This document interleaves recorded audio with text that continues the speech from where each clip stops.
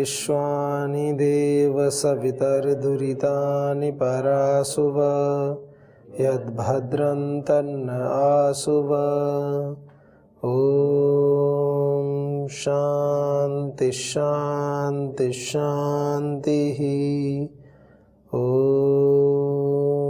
सर्वेभ्यो नमः। ॐ श्री गुरुभ्यो नमः। ॐ श्री परमात्मने नमः। ओम। वैदिक संस्कृति हमारी अपनी संस्कृति, हमारे जीवन के लिए आवश्यक तत्वों का समावेश रखने वाली संस्कृति। इसके अंतर्गत हम उपनिषदों का अध्ययन कर रहे हैं कि इन उपनिषद के इस चरण में ईश्वर का जो अधिदैवत स्वरूप है उसके विषय में हमने चर्चा की कि किस प्रकार से वह विद्युत की भांति भी है और एक तरह से आँखों की जैसे हम पलकें झपकाते हैं तो ऐसे वो इस भांति भी है। कुछ मान्यताएं ऐसी हैं जो कहते हैं कि ईश्वर ने सृष्टि को उत्पन्न कैसे किया कि जैसे हमारे लिए पलकों का झपकाना जितना आसान होता है वैसे ही परमात्मा के लिए भी संपूर्ण सृष्टि का निर्माण करना इतना आसान होता है। इतना शक्तिशाली है वो, इतना महान, इतना शक्तिशाली, माने इतना सहज है उसके लिए। कहने का तात्पर्य क्या है, उसके लिए यह सब कुछ इतना सहज है। सहज कैसे होता है? जैसे एक व्यक्ति है, उसके लिए हम कहें कि जैसे छोटे छोटे से लगा रखे इन्होंने, ये भाई हमारे लगा देते हैं आस्था वाले, जैसे कोई थोड़ा सा कोई पत्ता तोड़ दे इसमें से, हल्का सा ये छोटा सा, तो जैसे तोड़ना हमारे लिए बड़ा सहज है। ये सूखा हुआ था इसलिए मैंने तोड़ दिया, तो जो सूखा हुआ पत्ता तोड़ना सहज है हमारे लिए, हल्का सा एक थोड़ा सा। ऐसे ही तो इसमें कोई पुरुषार्थ नहीं करना पड़ता ना, सहज कर्म हो जाता है। हमें पलक गिरा देते हैं, जैसे आंख बंद कर लेते, थोड़ा खोल लेते हैं, इसमें कोई पुरुषार्थ करना पड़ता है? कोई व्यक्ति यूं कहता है कि आज तो बहुत बार पलकें झपका दी, अब और नहीं। जैसे किसी से कहोगे पुशअप लगाओ, आप लोग तो लगाते ही हैं सब, 200-250 तो रोज लगाते ही हैं सहजता से। कोई कहेगी आज नहीं है, 200-250 नहीं, आज तो 2000 लगानी है। तो आप जैसे जैसे बढ़ते जाओगे 200, 300, 400, 500 तक आने के बाद आप कहोगे कि अभी थोड़ा सा असहज हो रहे हैं, थोड़ा हाथों में दर्द होना शुरू हो जाएगा, ऐसे थोड़ी सहजता हमारी हटने लगेगी। लेकिन पलकें तो सुबह से शाम तक, जब तक आंख बंद ना करते हैं सोते हुए, झपकती रहती है। कभी एहसास भी नहीं होता कितनी बार झपका रहे हैं। कभी आंखों में दर्द होता है, पलकों में दर्द होता है कि बार बार ऊपर नीचे कर रहे हैं। और सहज कर्म है हमारा ये कर्म। कैसा है? सहज कर्म है। ऐसे कर्मों को क्या बोलते हैं? सहज कर्म। तो परमात्मा के लिए पूरी सृष्टि को बनाना ऐसा ही कर्म है, सहज कर्म है। और परम श्रद्धेय श्री स्वामी जी महाराज बताते भी है ना कि उसकी दूरी कैसी है हमसे। गुरुदेव क्या बताते हैं? आंखें खोलो तो बाहर, सर्वम खलु इदं ब्रह्म, और बंद करो तो अंदर। परमात्मा कैसे? पलकों के को बंद करने के समान। बंद कर लो तो अंदर दिखाई देने लगेंगे, बाहर से त्रोदद है, बाहर नहीं दिखेंगे। फिर आंखें खोलो तो बाहर दिखने लगेंगे। ऐसे भी अर्थ कर सकते हैं। तो इन सब विषयों में वार्ता हो गई कि किस प्रकार से हमें आगे बढ़ाना है अपने विषयों को। तो ब्रह्म विषयक अध्यात्म का आदेश है, उपदेश है, वो बता रहे हैं। अत अध्यात्मम, अध्यात्म विषय क्या उपदेश दे रहे हैं? यत एतद् गच्छति, ये जो जाता है ना, मन के विषय में बता रहे हैं। यत एतद् गच्छति, ये जो जाता है, कहते हैं ना मन जाता है, मन चंचल है, मन विषयों में चला जाता है। यद एतद् गच्छति इव, तो मन की तरह ही है। यद एतद् गच्छति इव च मनो अनेन च एतद् स्मरति, ऐसे का अभीक्षणम संकल्पः। वो ब्रह्म कैसा है उसकी उपासना करनी चाहिए। किस रूप में? जैसे मन को कहते हैं ना कि मन जाता है आता है, ऐसे तो इस मन के रूप में कहा। ऐसे बोले जब मन हमें जाता हुआ सा मालूम होता है ना, सो वह मानो ब्रह्म को ही विषय करता है, ऐसे बता रहे हैं। मन के विषय में क्या बताया? ये जो लगता है कि जा रहा है आ रहा है, ऐसे कि मानो भगवान को ही, ये ब्रह्म को ही विषय करके कर रहा है ऐसे काम। क्योंकि इतनी गति, इतनी शक्ति, इतनी सामर्थ्य तो कैसे आ सकती है किसी के अंदर, जब तक साक्षात परमपिता परमात्मा की कृपा ना हो जाए। मतलब अच्छे विषयों में बता रहे हैं, ऐसे नहीं कह रहे कि मतलब विषयों में लगा रखा है उसको। ईश्वर संबंधी विषय चल रहा है ना उपनिषद में। मैंने पहले ही कहा है कि जो भी शास्त्र होते हैं विधि को बताते हैं ना, निषेध की व्याख्या तो वहां पर करनी पड़ती है जहां बहुत ही ज्यादा व्यक्ति को हटाना ही है बिल्कुल अन्य कार्यों से, वहां पर तो विधि है। जैसे कहा कि सदैव हमें प्रेम पूर्वक आचरण करना चाहिए, सत्य बोलना चाहिए, तो इसका सीधा सा अभिप्राय है कि झूठ नहीं बोलना चाहिए, तभी तो सत्य बोलोगे। ऐसा हो सकता है कि एक व्यक्ति 2 दिन तो सत्य बोले, 1 दिन झूठ बोले, या आधा दिन सत्य बोले, आधा दिन झूठ बोले, तो उसको बोलेंगे सत्य बोलता है। ऐसा होता है? दूध तो निखालिस हो तो ही दूध रहता है, एक छींटा भी पड़ जाए छाछ का दूध नहीं रहता है, ठीक है ना। निखालिस, प्योर, सत्य तो प्योर हो तो ही सत्य है, असत्य का मिश्रण करके सत्य ऐसे थोड़ी होता है, वो तो फिर असत्य की कोटि में जाता है। उसको तो लोग और बल्कि यूं कहते हैं चालाक है, चपल है, ऐसे बोलते हैं कि ये तो जो है कि जब इसका मन करता है, जहां इसको आवश्यकता होती है वहां सही बोलता है, जहां आवश्यकता वहां गलत बोल देता है। वो तो खतरनाक होता है और ज्यादा। जैसे कुछ मतलब सभी के लिए नहीं कह रहा हूँ, कुछ नेताजी होते हैं ना, जहां तो सही बोलना वहां तो बोलते ही हैं, और जहां उनको लगता है कि बात को गोलमोल करना है तो वहां झूठ को भी ऐसे पेश कर देते हैं कि व्यक्ति उलझ जाता है। व्यक्ति यही नहीं समझ पाता कि सत्य क्या है, इसमें निकाले नहीं पाता सार, पलटी मार लेते हैं पीछे एकदम बैक। तो ऐसे व्यक्ति को निषेध कर रहे हैं। अभीक्षणम संकल्प ऐसे कहते हैं, बारंबार जो ब्रह्म का बारंबार समीप से स्मरण करता है। अध्यात्म का आदेश क्या है? ब्रह्म विषयक मन के विषय में आदेश। मन कैसा है? मन एक ऐसा है जो बारंबार, अभीक्षण बारंबार अर्थ में आता है। ये मन ही तो है जो बार बार परमात्मा के समीप जाकर के उसका स्मरण करता है। हम कहाँ कर पाते हैं? हमारी इंद्रियां, वाणी ये कहाँ कर पाती हैं? जो मन, जब हम सारी इंद्रियों को संयमित कर देते, मन का आत्मा के साथ संयोग होता है ना जब, तो ये मन बड़ा काम का है। साधकों का परम मित्र यदि कोई है तो उसका अपना मन है। मन बड़ा परेशान करता है जी, मन ऐसा करता है जी, मन वैसा करता है जी, तो मन को अच्छा बना लो जी। किसने मना किया? रोका किसने है? मन तो जड़ है, आपके लिए सेवा में प्रस्तुत है। अब आप उसकी तरफ देखोगे नहीं, उसकी केयर नहीं करोगे तो फिर ठीक है, इंद्रियां हैं वो अपने विषय में दौड़ाती रहेंगी उसको। फिर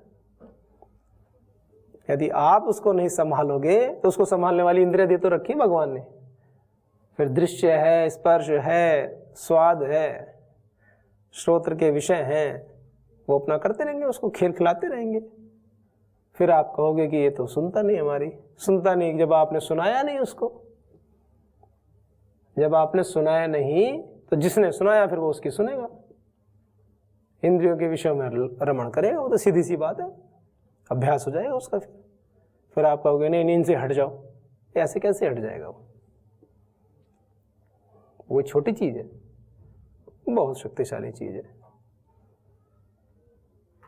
अगर मन का अभ्यास नियंत्रण करने का, एकाग्र करने का नहीं किया तो ऐसे पटक देता है व्यक्ति को ला करके कि उसको एहसास ही नहीं होता कि क्या हो गया मेरे साथ। पटकने के बाद जब चूर चूर हो जाता है तब उसको एहसास होता है कि मैं कहाँ था, मैं क्या कर गया। मनुष्य ऐसी ऐसी गलती कर जाता है और वो जान रहा होता है कि ये गलत है, लेकिन फिर भी अभ्यासों के कारण आप देखते होंगे ना, बड़े बड़े अवस्था में 50-50, 60-60, 70-70 वर्ष की अवस्था में व्यक्ति ऐसे ऐसे अपराध कर देता है कि जो अकल्पनीय होते हैं, जो उसने भी कभी नहीं सोचे होंगे कि मैं ऐसा कर दूंगा क्या, लेकिन आलम्बन अनुकूल मिल गए और बह गए। फिर पछताते रहते हैं, जीवन भर पछताते हैं। कुछ लोगों को तो उम्र कैद की सजा भी हो गई। समझ नहीं पाते अभ्यासों को। बस ये सोचते हैं कि हमें तो कोई देख ही नहीं रहा है, अरे जो सारी दुनिया को बनाने वाला है उससे कोई छुपा है क्या? सदैव ईश्वर को प्रत्यक्ष जानो, वो हमारी आंखों में आंखें डालकर देखता है। आप नहीं उसको देख पा रहे तो क्या बात, वो तो देख ही रहा है ना आपको, पूरा स्कैन कर रहा होता है आपको। उसके न्याय से बच पाना असंभव, उसके न्याय को समझ पाना उससे भी बड़ी बात है। मनुष्य तो एक ही रूप से समझता है बस, जब दुख हो जाए, दुख आ जाए, बिस्तर पे पड़ा हो, बीमारी लंबी लग जाए, सारी औषधियां काम करना बंद कर दें, या कर रही हो तो बहुत धीरे धीरे कर रही हो, तब याद आती है भगवान की। तो हे भगवान बचा ले। भगवान की याद तो तब आती है जब व्यक्ति विफल हो जाता है, अपना मनोबल, अपना संकल्प भी क्षीण होने लगता है व्यक्ति का, अपनी जीवनी शक्ति उसको लगता है कि अब तो गए काम से, तब याद आती है हे भगवान बचा ले। वो प्रार्थना थोड़ी, वो तो सौदेबाजी है कि भगवान जी बचा लो, हम वहाँ जाएंगे, यहाँ चढ़ावा चढ़ा देंगे, वहाँ जाएंगे, आपके 4 धाम की यात्रा करें। करो यात्रा, मैं यात्रा का निषेध नहीं कर रहा हूँ, पहली बात खूब करो, अपनी सब अपना ही है कार्यक्रम, लेकिन सौदेबाजी में मत करो। वो ईश्वर किसी मतलब रिश्वत दे के लेने वाला काम नहीं है ना। एक होती है भेंट, है ना, उसका निषेध नहीं है। आप प्रसन्न हैं, आनंद में हैं, अच्छा काम चल रहा है आपका, प्रसन्न, आप दान दक्षिणा देते हैं, दो, खूब दो, देनी चाहिए, क्यों नहीं दोगे, देनी चाहिए, सभी को देनी चाहिए, लेकिन इसलिए देनी चाहिए कि हमारा ये काम हो जाए तो हम ये देंगे, हमें पुत्र की प्राप्ति हो जाए तो हम इतने लाख रुपए का चढ़ावा चढ़ा देंगे, पुत्री की प्राप्ति हो जाए, पुत्र पुत्री ना करो, संतान प्राप्ति हो जाए तो हम ऐसा कर लेंगे, परीक्षा में अच्छे अंक आ जाए तो ऐसा कर लेंगे। मतलब कोई भगवान जी है कि बनिए की दुकान है कि बैठ के सौदेबाजी चल रही है कि जी इतने रुपए का कपड़ा इतने में दे दो, नहीं जितने में दे दो, ऐसा थोड़ी होता है। वो तो पुरुषार्थ के भूखे, आप पुरुषार्थ करो बस, और शांत भाव से, पवित्र भाव से सत्यता को धारण करो, विनम्रता को धारण करो, और चुपचाप अपना पुरुषार्थ करते जाओ। आपकी सफलता की ध्वनि इतनी तीव्र करेंगे ना, भगवान के सुनने वालों के कानों के अंदर तक घुस जाएगी आवाज जाके, पूरा संसार सुनेगा आपको। कितने प्रचंड वेग से कृपा करेंगे। कब कृपा कब होती है, प्रार्थनाएं कब सुनी जाती हैं पता है? जब थक करके चूर हो जाएं, घुटने जमीन पर टिक जाएं, पुरुषार्थ करते करते पराकाष्ठा में जीते जीते शरीर और सामर्थ्य इनकार कर दे कि अब और नहीं, तब प्रभु कहते हैं अब तुझे सब कुछ देंगे, कि आपने अपना किया, अब मेरी बारी है। जब भक्त पूरा समर्पण कर देता है, 2 प्रकार के समर्पण होते हैं। एक तो बिना कुछ के समर्पण की बैठ के भगवान जी के आगे, अरे भगवान बस आप ही कर दो, नैया पार लगा दो, ऐसे वाले के लिए तो कुछ नहीं करते। ऐसे वाला तो चाहे पूरे दिन लगा रहे, करेंगे उसी वंश में थोड़ा बहुत हल्का फुल्का, उसको यही प्रेरणा देंगे कर ले, किसी न किसी माध्यम से उसको यही प्रेरणा दिलवाएंगे, भाई वैसे बैठ के नहीं, कुछ कर पहले। लेकिन प्रार्थनाएं पुरुषार्थ पूर्वक सुनी जाती हैं, ये बताना चाह रहा हूं, पुरुषार्थ पूर्वक। और ये तो आप कहीं भी इंप्लीमेंट कर लो, आप बहुत पुरुषार्थ करो तो आपके आसपास के भी जो व्यक्ति है ना, सहज ही आप उनको अपना बनाते चले जाओगे, बिना कुछ कहे। आप किसको ना भी जानते हो ना, दृश्य से आपको जो देखने वाले व्यक्ति हैं वो आपको ना जानते हो, लेकिन रोज जो देखते हैं ना कि ये व्यक्ति देखो कितना पुरुषार्थ करता है, ना वो आपका नाम जानते, ना आपका कार्य जानते, क्या कर रहे हो कुछ नहीं जानते, वो केवल आपको देख रहे हैं, एक एंटिटी, एक अस्तित्व, इस समष्टि के एक घटक के रूप में आपको देख रहे हैं कि ये व्यक्ति कार्य करता है, सुबह से शाम तक लगा ही रहता है अपना काम में, पुरुषार्थ में। और जो व्यक्ति देख रहा है उसके लिए भी कभी कुछ नहीं किया आपने, उसके लिए भी कभी व्यक्तिगत रूप से कुछ नहीं किया, लेकिन वो व्यक्ति भी आपका अपना हो जाता है, आपके प्रति उसका आशीर्वाद, उसकी सद्भावनाएं उमड़ने लगती हैं। आपको देखते ही उसको पॉजिटिविटी आने लगती है, आपके अंदर पॉजिटिविटी उत्पन्न हो जाती है, और ये सब कार्य धीरे धीरे धीरे धीरे बढ़ते ही रहते हैं। किससे? पुरुषार्थ से, करने से।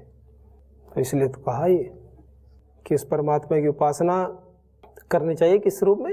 मन के रूप में भी, क्योंकि मन ही तो है जो ब्रह्म का स्मरण करता है, मन ही तो है, इसके माध्यम से तो करते हैं ना। तो उसकी भी तो साधना करनी चाहिए, उसको भी मतलब कितनी बड़ी महत्ता दे रहे हैं उसको कि भाई ब्रह्म को तो भजना है तो पहले इसको तो भज लो, इसको तो अपना मित्र बना लो। मान लीजिए किसी के पास घोड़ा है बहुत अच्छा, अब तो साधन हो गए, उदाहरण दे रहा हूँ, घोड़ा है, उसको 400 किलोमीटर दूर जाना है, 500 किलोमीटर दूर जाना है। भाई मार्ग तो अच्छा है लेकिन घोड़ा तो ठीक होना चाहिए आपका, घोड़ा चलने लायक कंडीशन में नहीं है। तो रोज याद करते रहो, रोज रटते रहो, रोज इस बात के विषय में चिंतन करते रहो, 400 किलोमीटर जाना, 400 किलोमीटर जाना है। भाई हो गया ना चिंतन, 400 किलोमीटर जाना, अब घोड़े का चिंतन कर लो, घोड़े को ठीक कर लो जिस पे बैठ के जाना है, पहुंचाएगा तो वो ना। कुछ ऐसे ही कार्यक्रम बता रहे हैं, मतलब साधनों में, ईश्वर प्राप्ति के साधनों में मन को जबरदस्त साधन बनाया, मतलब ब्रह्म से ही तुलना कर दी उसकी। ऐसे गच्छति अथ अध्यात्म, अध्यात्म विषय आदेश दिया कि यदि ईश्वर को पाना है तो मन की साधना भी करो, ऐसा कह रहे हैं। क्यों करो? क्योंकि ये मन ही ब्रह्म का स्मरण करता है, भगवान का स्मरण करता है और निरंतर संकल्प करता है। ऐसा संकल्प हमें करना चाहिए। स्टेप बाय स्टेप प्रोसेस बता रहे हैं, और आवश्यक भी है। ईश्वर को पाने के लिए हमें दो बातें तो बहुत जरूरी हैं। एक तो पुरुषार्थ का कोई विकल्प हमारे पास होना नहीं चाहिए। देखो कुछ कार्य हैं जो उपदेश देने से, आपके पुस्तक पढ़ने से होने वाले नहीं है, जब तक आप नहीं चाहते। Ultimate you have to do. हम तो केवल असिस्ट कर सकते हैं, बता सकते हैं, करने वाले तो आप है ना। हाँ इतना अवश्य कर सकते हैं, कोई किसी विपरीत मार्ग पर जा रहा है और हमें पता है कि जाना तो इसको, इसका लक्ष्य ये है, जा विपरीत मार्ग पर रहा है, इतना कर सकते हैं कि भाई यहाँ से हटा करके इधर थोड़ा शिफ्ट कर देंगे, भाई इधर चले जाओ, लेकिन चलना तो आपको ही है। जैसे किसी व्यक्ति को किसी कारण से प्रातःकाल, भाई सुबह है, जल्दी उठना होता है 3:45 बजे, जल्दी क्या, ये सहज कर्म है, जल्दी तो उनको लगता होगा जो देर से उठते होंगे, उठने का तो काल यही होता है। अब कोई उठ जाए, उठने के बाद में उसको उठने में, उठा करके लाने में, योग प्राणायाम कराने में, वहां तक के लाने में तो पुरुषार्थ हो सकता है, लेकिन आकर के फिर उसको हाथ पकड़ के कराएं, ऐसे थोड़ी होता है, वो कर ही लेता है। ये हम रोज देखते हैं, ये तो हम रोज देखते हैं। रोज देखने का मतलब ये कह रहा हूं कि हमारी समझ का विषय है ना, कि किसी व्यक्ति को हम ये कहें कि भाई आप आ जाओ।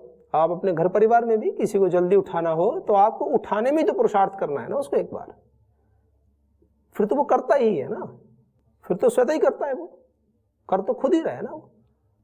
इसका मतलब ये है कि यदि वो करना ना चाहे तो आप करा थोड़ी सकते हो उसको। वो हाथ ही ना उठाए तो कैसे आप योगिक जोगिंग करा लोगे? वो श्वास से जोर जोर से ना छोड़े तो कपालभाति कैसे करा लोगे आप? तो कर तो वो रहा है ना, तो कर रहा है तो अच्छी बात है ना। हमारा पुरुषार्थ क्या है? हमारा पुरुषार्थ तो बस इतना है कि भाई वहां से उठा के लाना, जहां वो आलस्य जहां से उसको आ रहा है वहां से निकालना हमारा काम है। गुरु का, आचार्यों का, हमारे जो प्रियजन होते हैं, माता पिता होते हैं, सुहृद कहते हैं इसको, शास्त्र में क्या बोलते हैं, एक शब्द है सुहृद, जो हमें बड़े पसंद होते हैं। अब अच्छे कार्य कराने वाले तो पसंद कम ही होते होंगे किसी।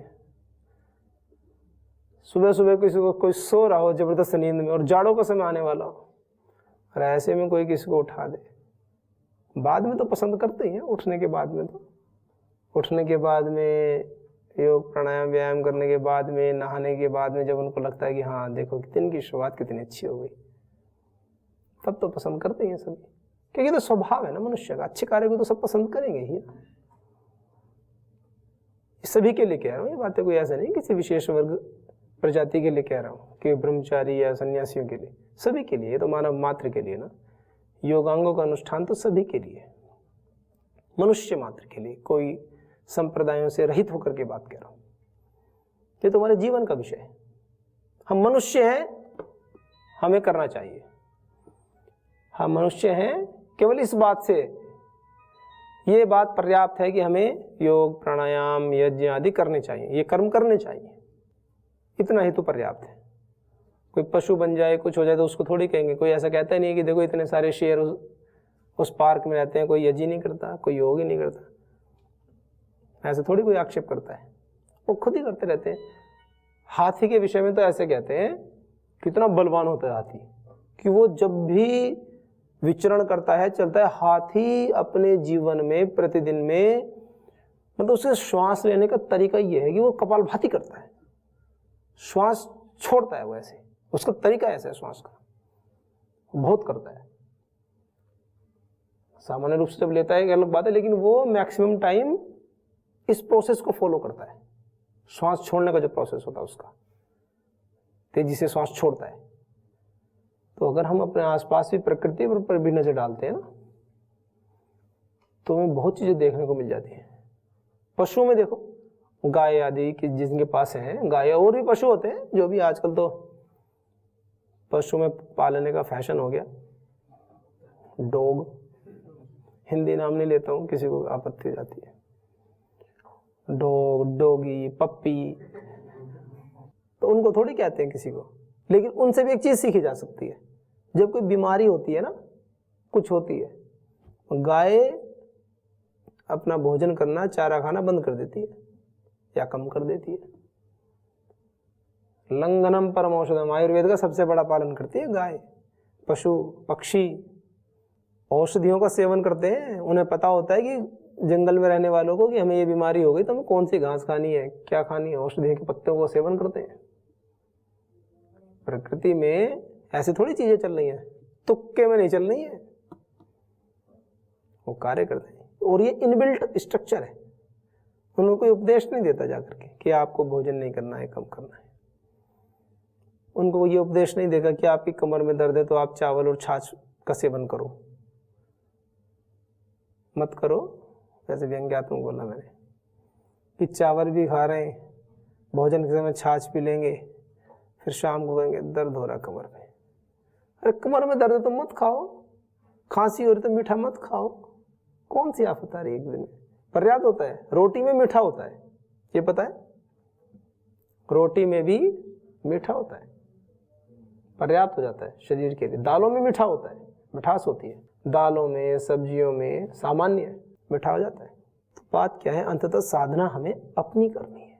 और मन की साधना के विषय में इतना सुंदर बताया है, अत अध्यात्मम, और इस विद्या का नाम दिया अध्यात्म विद्या। अध्यात्म उपासना का उपदेश है ये। अध्यात्म उपासना, अपनी आत्मा की उपासना कैसे करें हम, उस ईश्वर की उपासना कैसे करें? तो काम मन को कर लो, मन को साध लो, क्योंकि मन सबसे समीप ब्रह्म के कौन जाता है? मन जाता है। हमारा हाथ तो जाएगा नहीं ऐसे करके कि पकड़ने।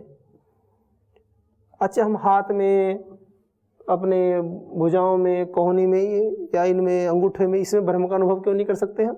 परमात्मा तो कण कण में विराजमान है, तो इसमें भी है। ये भी बड़ा, एक बहुत बड़ा कार्यक्रम है ये। कुछ कहते हैं कि मूर्ति में परमात्मा है, कुछ कहेंगे हाँ मूर्ति में परमात्मा है, लेकिन मूर्ति ही परमात्मा नहीं है, तो इसलिए मूर्ति का ही क्यों पूजन करें? इसका बड़ा लंबा चौड़ा कार्यक्रम है भैया। बात तो सीधी सी है, अपने मन को साधो, अपने अभ्यासों को सुदृढ़ करो। ईश्वर भक्ति से आपके अंदर यदि सात्विकता बढ़ रही है, आपके अभ्यास अच्छे हो रहे हैं, आपके अंदर पवित्रता बढ़ रही है, आरोग्य भगवान का साधक और बीमार, कोई भगवान बताओ जो बीमार हो, आपके कोई देवता बताओ जो बीमार हो। ऐसा सुनने में आया हो कभी? इतने सारे देवता मानते हैं ना हम 33 कोटि देवता, कोई कहते 33 प्रकार के देवता होते हैं, कोई 33 करोड़ मानते हैं, और 33 करोड़ से भी किसी का मन नहीं भरता तो वो भी इधर उधर पता नहीं जो और भी देवता हैं और भी भगवान हैं, कुछ जमीन के अंदर वाले, कुछ जमीन के ऊपर वाले, कुछ आसमान वाले, कुछ यहाँ वाले वहाँ वाले, मतलब पेट ही नहीं भरता। अपनी साधना कर लो, अपने अंदर भगवान की साधना कर लो, अपने अभ्यासों को सुधार लो, ठीक कर लो, शरीर ऐसा बनाएंगे, स्वभाव ऐसा रखेंगे अपना, बिल्कुल कि कोई आदमी गुस्से में देख ले तो दूसरे को मूर्छा आ जाए। अपने शरीर की साधना कर लो, अपने ऋषियों के जैसा बन तो जाओ। और तो मैं बात कहता मैं ऋषियों की बात कह रहा हूँ। शरीर कद काठी ऐसी बना लो। कद काठी का मतलब ये नहीं कि किसी की हाइट छोटी है तो वो जबरदस्ती लटक लटक के बढ़ा ले। करो, व्यायाम करो जितनी बढ़ जाए, ठीक है। बाकी परमात्मा ने जैसा स्ट्रक्चर आपको दे दिया है, जैसे दुनिया की सर्वोत्तम कृति दे दी आपको, बस सबको उसको स्वीकार करो और परिष्कार करने के लिए निरंतर पुरुषार्थ करो। ये बात दूसरी वाली थोड़ी सी महत्वपूर्ण। जो मिल गया उसको स्वीकार करो और निरंतर उसमें वृद्धि करने के लिए पुरुषार्थ करो, निरंतर करो। और जो भी प्राप्त हो तो ठीक है, क्योंकि हम तो किस संस्कृति वाले, कर्मण्येवाधिकारस्ते वाले, मां फलेषु कदाचन। कर्म पे अपना अधिकार रखो, खूब करो पुरुषार्थ अच्छा बनने के लिए। बने ना बने एक अलग बात है, क्योंकि ईश्वर की प्रतिज्ञा ना, ये हमारा विषय नहीं है ना। भगवान जी देखेंगे अवश्य में भोक्तव्यम कृतम कर्म शुभाशुभम, ये हम थोड़ी देखेंगे। ये तो भगवान जी की प्रतिज्ञा है कि जो भी जैसा कर्म करेगा, शुभ करेगा तो और अशुभ करेगा तो उसको अवश्य भोगना पड़ेगा। भगवान जी देख लेंगे, हम अच्छा करेंगे तो वो अच्छे का फल दे देंगे, गलत करेंगे गलत का दे देंगे। तो हमें तो फल के विषय में सोचना ही नहीं ना। और इतना विश्वास तो साधक को करके चलना ही पड़ेगा, उसके पथ पे चल रहे हैं तो इस प्रकार से सभी अपने जीवन में अपनी साधना को आगे बढ़ाएं, अपने अभ्यासों को सुदृढ़ करें, अपने मन को अपना परम मित्र बनाएं, क्योंकि अंततः साथ देने वाला वही है उस ईश्वर के पथ पर। तो इन्हीं शुभ भावनाओं के साथ में कि सभी का मन उनका प्रिय साथी बने, आज के अंक को विराम देते हैं।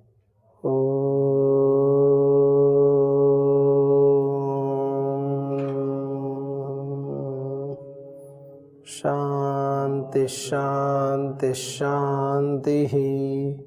ओम सर्वेभ्यो नमः। ओम श्री गुरुभ्यो नमः।